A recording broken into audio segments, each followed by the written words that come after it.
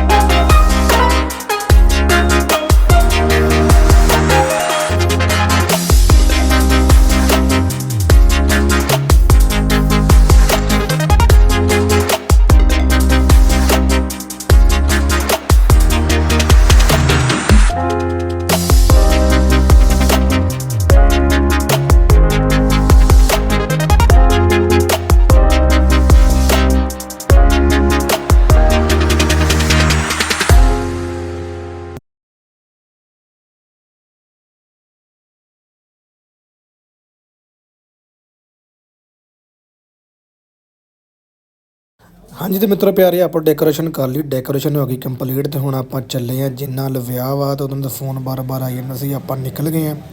तो तुहानूं पहुँच के दसदे हैं अगे गड्डी। मैं कहना बहुत प्यारी लग रही, जिन्होंने प्यारी लगी कमेंट करियो ठीक है।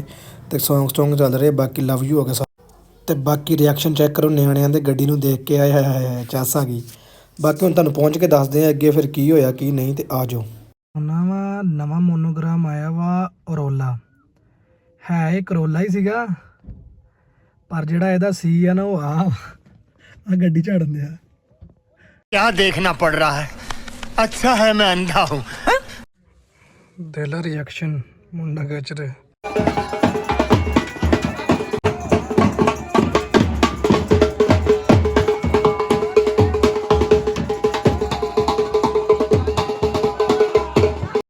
ਤੇ ਲੋ ਜੀ ਬਰਾਤ ਪਹੁੰਚ ਗਈ ਹੈ, ਗੱਡੀਆਂ ਗੁੱਡੀਆਂ ਸਾਈਡ ਤੇ ਲਾਤੀਆਂ ਤੇ ਪਿੱਛੋਂ ਗੱਡੀ ਦਾ ਫਰੇਮ ਚੰਗਾ, ਜਿਹੜੀ ਪਾਥੀਆਂ ਦਾ ਫਰੇਮ ਆਉਂਦਾ ਉਹ ਸਭ ਤੋਂ ਚੰਗਾ।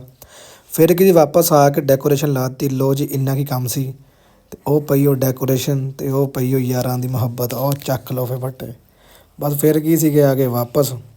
ਬਾਕੀ ਹੁਣ ਤੁਹਾਨੂੰ ਅੱਗੇ ਦੱਸਦੇ ਯਾਰ ਧੁੰਦ ਬਹੁਤ ਪੈ ਗਈ ਹੈ ਤੇ ਉਹਦੇ ਸਾਰਾ ਆਪਾਂ ਗੱਡੀ 'ਚ ਪੈਟਰੋਲ ਪਵਾਇਆ। ਪੈਟਰੋਲ ਪਵਾ ਕੇ ਤੇ ਯਾਰਾਂ ਨੇ ਕੀਤਾ ਟਾਟਾ ਬਾਏ ਬਾਏ। ਤੇ ਮਿਲਦੇ ਤੁਹਾਨੂੰ ਅਗਲੇ ਵਲੌਗ 'ਚ। ਓਕੇ।